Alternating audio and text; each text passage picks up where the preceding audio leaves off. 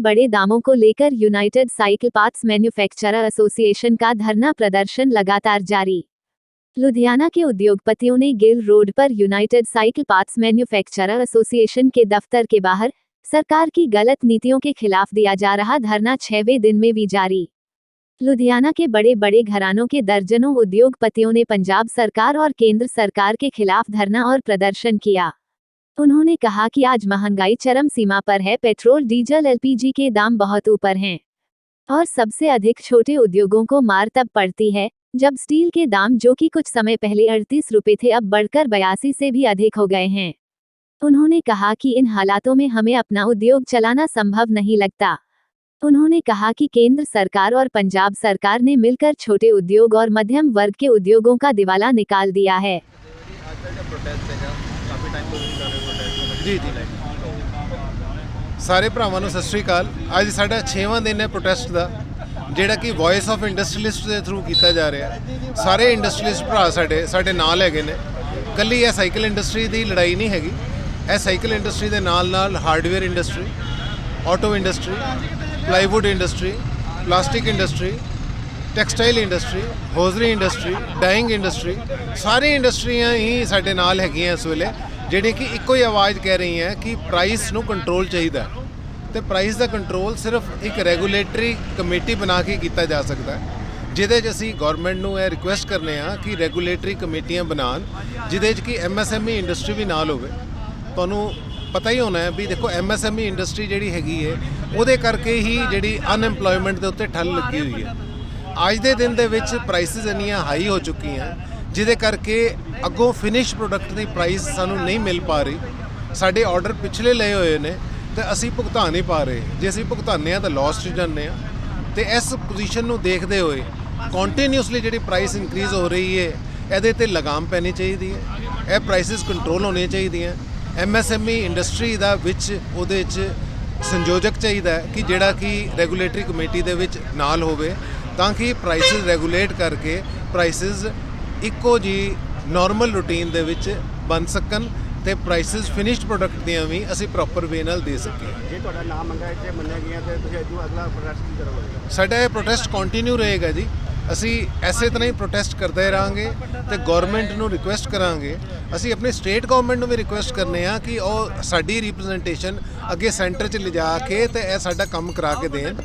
ए fortunately हुण इस वेले इलैक्शन ईयर चल रहा, तो असी यही तां ही एक आप साडा नारा है इंडस्ट्री का इक्को ही नारा है कि रेगूलेटरी कमेटी बनाओ तो वोट लै लो। रमेश कक्कड़ जसपाल बांगर इंडस्ट्री एसोसीएशन वालों और इंडस्ट्री विंग लुधियाना वालों असी सरकार सुत्ती पई सरकार जो है कुंभ करन दी सुत्ती पई है, केंद्र की सरकार होवे या सूबे की सरकार होवे, इंडस्ट्री इस टाइम बंद होने के किनारे ते है। जो रेट अज दे है कल नूं वो रेट नहीं है, इस करके साइकिल पार्ट, आटो पार्ट, पूरी इंडस्ट्री जिहड़ी है इस टाइम बंद होने के कगार ते है। हालत यह है कि जो आर्डर अज लै लो तो सवेरे आर्डर दो तो माल के रेट होर वधे हुंदे हैं, उस कारण असी सप्लाई दे नहीं पाते, जिस कारण साडियां पेमेंटां भी बाहर हर स्टेट दे विच फसियां हैं और अग्गों ऑर्डर भी नहीं आ रहे। उसकी वजह नाल साडी हालत यह है कि अगे इन्हां दिनां दे विच cycle part, auto part, machine part industry दिन रात चलती सी। इस टाइम पूरे 8 घंटे काम करने लई भी इंडस्ट्री के कोल इंडस्ट्रीलिस्ट वास्ते ना तो फाइनांस की अरेंजमेंट है क्योंकि बाहरों पेमेंट नहीं आ रही और ना ही ऑर्डर आ रहे हैं, जिस कारण फैक्ट्रियां 5-6 घंटे बाद बंद की जांदियां हैं और हालत बहुत खराब है। सरकार नूं, केंद्र सरकार नूं, सेंटर की सरकार नूं अपील करांगे कि सुत्ती पई जो नींद है, ये कमाऊ पुत जो तुहाडे है इंडस्ट्री है हर तरह के टैक्स देंदे है, इस करके सरकार नूं अपील करते हैं कि होर पासे ध्यान देंदे हो, इंडस्ट्री वाल ध्यान दिओ, जिन्हां ने इंडस्ट्री ने हर तरह के टैक्स सरकार नूं दिते जाते हैं और सरकारां भी इंडस्ट्री और व्यापारी दे दिते टैक्स नाल चल रही ने। इस करके इंडस्ट्री के उत्ते असीं दोबारा अपील करांगे कि इंडस्ट्री का और व्यापारी का ध्यान किया जाए और इस करके इंडस्ट्री नूं राहत दी जाए और ये जो रेट है लोहे के रेट है, पेट्रोल डीजल इन्हां स्टेबल करके लोहे के रेट खास करके घट्टो घट्ट रेट जो रेट पहले एक साल के एक बार बदलती थी, हुण हर महीने 15 दिन हफ्ते बाद रेट फ्लैक्चुएशन आ रही है। इस करके इंडस्ट्री चलानी बहुत दिक्कत वाला काम है। असीं सरकार नूं अपील करते हैं कि इंडस्ट्री वाल ध्यान दिता जाए और लोहे के रेट स्टेबल किए जाए। इत्थे देखा जाता कि साइकिल पार्ट्स वाले बैठे हाँ जी, तुहाडी स्टेशनां भी आके नाल साथ देणगीਆਂ जी? बिल्कुल देणगे जी। ਜਿੱਥੇ ਜਿਵੇਂ ਜੋ ਇਹਨਾਂ ਦਾ ਆਦੇਸ਼ ਹੋਊਗਾ ਉਹਦੇ ਹਿਸਾਬ ਨਾਲ ਸਾਡੇ ਉਧਰ ਜਸਪਾਲ ਬਾਂਗਰ ਇੰਡਸਟਰੀ ਐਸੋਸੀਏਸ਼ਨ ਹੋਰ ਵੀ ਐਸੋਸੀਏਸ਼ਨ ਹੈਗੀਆਂ ਉਹ ਇਹਨਾਂ ਦੇ ਨਾਲ ਬੈਠਣਗੀਆਂ ਔਰ ਕੱਲ ਨੂੰ ਅਗਰ ਸਰਕਾਰ ਨਹੀਂ ਸੁਣਦੀ ਤਾਂ ਇਹਨਾਂ ਦੇ ਨਾਲ ਅਸੀਂ ਤਾਲੇ ਲਾ ਕੇ ਚਾਬੀਆਂ ਵੀ ਸਰਕਾਰ ਨੂੰ ਦਿਆਂਗੇ।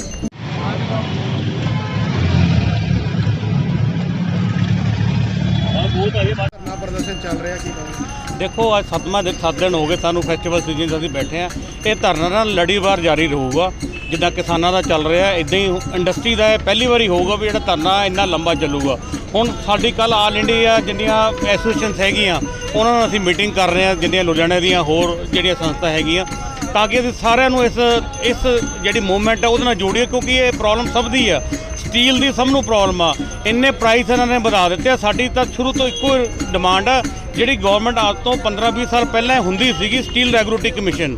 ਉਹਦਾ ਮਤਲਬ ਇਹ ਆ ਵੀ ਅਗਰ ਤੁਹਾਡੀ ਕੋਈ ਇਨਪੁਟ ਕਾਸਟ ਵੱਧ ਜਾਂਦੀ ਹੈ ਆਇਰਨ ਔਰ ਦੀ ਜਾਂ ਕੋਲ ਦੀ ਜਾਂ ਬਿਜਲੀ ਦੀ, ਤਾਂ ਤੁਸੀਂ ਆਪਣੇ ਰੇਟ ਵਧਾ ਦਿਓ।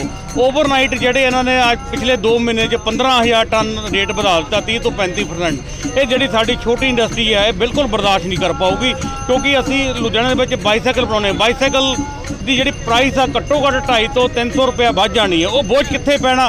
ਸਾਰਾ ਕੰਜ਼ਿਊਮਰ 'ਤੇ ਪੈਣਾ, ਤੁਹਾਡੇ 'ਤੇ ਪੈਣਾ।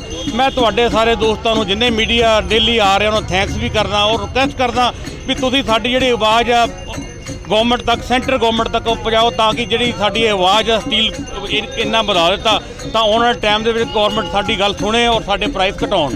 ਲੱਗਦਾ ਹੈ ਕਿ ਅੱਜ ਜੋ ਕੈਬਨਿਟ ਦੀ ਅਹਿਮ ਮੀਟਿੰਗ ਹੋਣ ਵਾਲੀ ਹੈ ਜਿਹਦੇ ਵਿੱਚ ਪੈਟਰੋਲ ਔਰ ਡੀਜ਼ਲ ਨੂੰ ਰੇਟ ਦੇ ਬਹੁਤ ਲੋਕਾਂ ਨੂੰ ਉਮੀਦ ਹੈ ਕਿ ਘਟੇਗਾ। ਦੇਖੋ ਲੇਕਿਨ ਸਟੀਲ ਦਾ ਜਿਹੜਾ ਰੇਟ ਉਹ ਮਤਲਬ ਸੈਂਟਰ ਸਰਕਾਰ ਤੱਕ ਪੰਜਾਬ ਸਰਕਾਰ ਗੱਲ ਕਿਉਂ ਨਹੀਂ ਪਹੁੰਚਾ ਰਹੀ? ਦੇਖੋ ਗੱਲ ਇੱਦਾਂ ਵਾ ਜੀ, ਜਿਹੜਾ ਸਟੀਲ ਦਾ ਮਸਲਾ ਉਹ ਹੈਗਾ ਵਾ ਸੈਂਟਰ ਗਵਰਨਮੈਂਟ ਦਾ।